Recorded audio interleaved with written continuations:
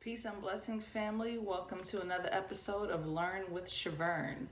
So, before we begin, go ahead and hit like and share. Please go ahead and copy and paste this link. Send it to at least one friend. That is your homework for the first part of your homework for today, anyway. Go ahead and make sure you become a Patreon. The Patreon link is below. So, all you have to do is click on the link. Once it takes you to the site of Bell Legacy Goddess, you go ahead and click on Become a Patreon. And it's really simple. All the information is private. I don't have access to it. The third-party vendor takes care of all of that stuff. Today we're going to be talking about the 3 reflections of self, right? We all have, in my previous videos, I've been talking a lot about self, the me, myself, and I, the Trinity that we are all taught. The only one that we are taught is the Father, Son, and Holy Spirit. But as I mentioned previously, there are several other Trinities out there. Matter of fact, the Trinity is so divine that those 3 pyramids in Egypt that align perfectly with Orion's belt, it's 3 pyramids. 3 is a very powerful number. And in later videos, we'll actually go into numerology and the power of numbers, the power of symbols, the power of words. These are all things that affect our daily lives, unbeknownst to us, right? Because they're there all day, every day.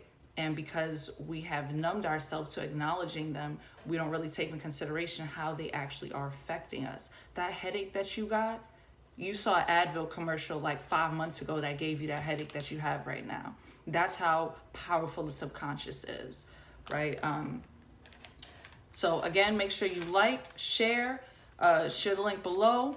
Some fun facts. I always like sharing, interesting things that I see on the news or things that are interesting to me. So latest and greatest news has been this whole debacle with the UFC fighters, Conor McGregor and Khabib. I can't pronounce that man's last name.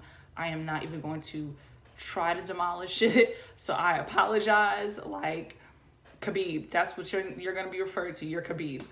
So Conor McGregor apparently is being suspended on medical grounds. I tried to read a few articles to find out details if he is using steroids, etc., and I wasn't able to find anything specific, but apparently the UFC is suspending him for a month for whatever medical grounds issue that he has.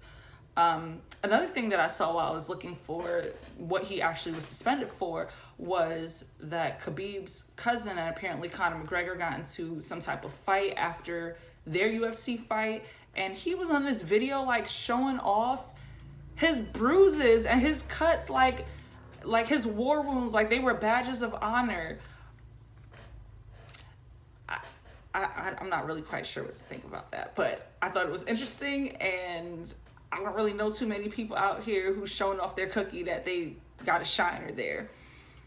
Another fun fact that I found out was that Little Caesars was caught on camera serving DiGiorno's pizza.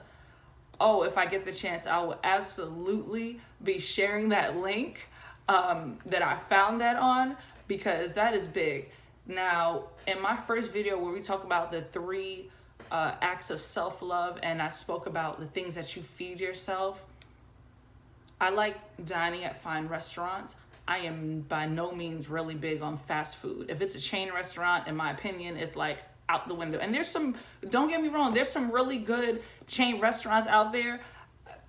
I just don't do it. I prefer the little mom and pop, exclusive places, supporting the local businesses. One of the differences from living in New York City compared to moving down south is that not all the places are letter graded, where the Department of Health goes in and they grade the restaurant based on cleanliness, friendliness, costs, etc. I feel like every state, every restaurant, like the Department of Health should make that a constitutional law or something. That should be everywhere about that, right? All right, so the reason why we're here today, let's jump right into that now. We are going to be discussing the 3 reflections of self. So you have the first reflection of self, which is you, the me, myself, and I. You'll hear me mention that a lot in my videos, and I've mentioned it in my previous videos so far. The me, myself, and I is your initial trinity. The second reflection of self are the places that you spend the most time. These are places such as your home, your car, if your car is your home, your desk at work, if you drive around a lot for work, wherever you spend a majority of your time. There's only 24 hours a day. The average person gets anywhere from like 5 to, if you're blessed enough to get 8 hours of rest, God bless you. But most people usually get about 5 to 8 hours of rest on average, and everywhere else you're spending the remainder of your time, right? Because if you are not self-employed and you have to travel somewhere from work, or you have to go home, or whatever the case may be, these places that you're transitioning your vessel to, these are the places that you're spending a lot of your time. Please believe and don't ever misunderstand that you feed your energy into these spaces, right? Your second reflection of self are the spaces that you spend the most time. Home, your desk, your room. If you only rent out a room or live in a room or whatever the case may be, if it is always dirty or cluttered or disorganized, understand that that is a reflection of self up here and in here. Okay, that clutter, that disorganization, that disarray, that is inside of you. And how you live is a reflection of what's inside of you. Right? It's not the other way around. It's not, that's where that saying comes from. Cleanliness is next to godliness, right? You want to make sure that your second reflection of self is always clean, organized, and put together. And I'm not saying that your house needs to be spotless 24 hours a day, 365 out the year. That's not what I'm saying. But you do want to maintain a clean and organized environment. That way you clear the space in your mind for creative thought, for creative ability, for you to be able to make room for the things that you do want and eliminate the things that you don't want. When you're cleaning up, it's amazing how many things you find to throw away, right? If you are a pack rat and you constantly find things to hold on to, understand that that's, and we'll get into chakras later, right? But when you're a pack rat, one of your chakras is off to where you constantly want to hold on to things, okay?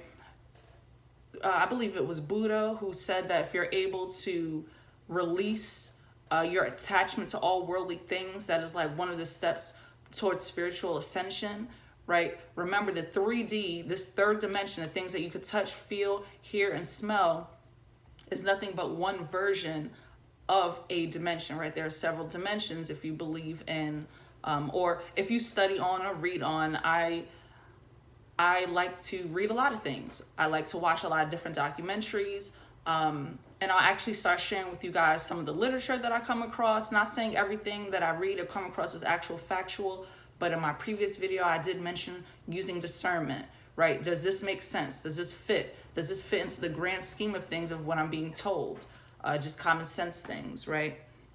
The third reflection of self are the people who you attract. If you keep saying, man, I keep attracting all these negative people in my life, what is it?